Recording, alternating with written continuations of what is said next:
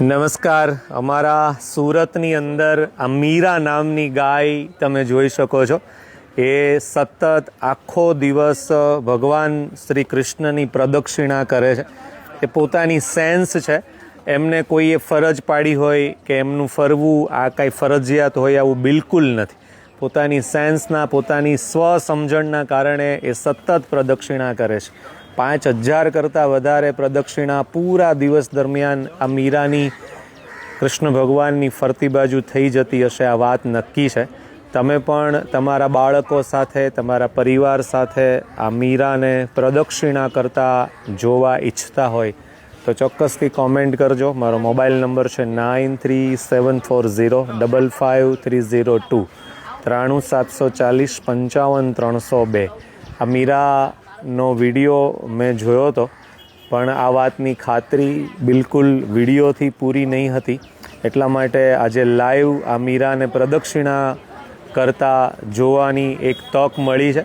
સતત આખો દિવસ થાક્યા વગર પોતાની સ્વસમજણથી જાતે જ પ્રદક્ષિણા કરે છે. આમ જોવા જઈએ તો અહીંયા ખૂબ મોટી ગૌશાળા છે, ખૂબ બધી જગ્યાઓ છે, અન્ય ઘણી બધી ગાયો છે, એમની સાથે રહેવાની પણ એમને તક છે, છૂટ છે. આમ છતાં એ આખો દિવસ 5000 કરતાં વધારે પ્રદક્ષિણા આ મીરા એ સતત કરે છે. આખો દિવસ આવી રીતે એ ફર્યા કરે છે.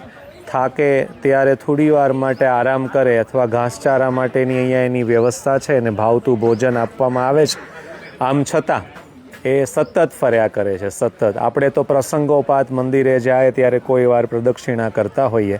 મીરા 365 દિવસ પ્રદક્ષિણા કરે છે. 4 વર્ષની મીરાની ઉંમર છે અને ખૂબ નાની ઉંમરથી, આમ તો પહેલેથી જ મીરાને આ ભગવાન શ્રી કૃષ્ણની પ્રદક્ષિણા કરવાની આદત પડી છે. અને આ આદત નિરંતર છે, સતત છે, કાયમ છે અને નિયમિત છે.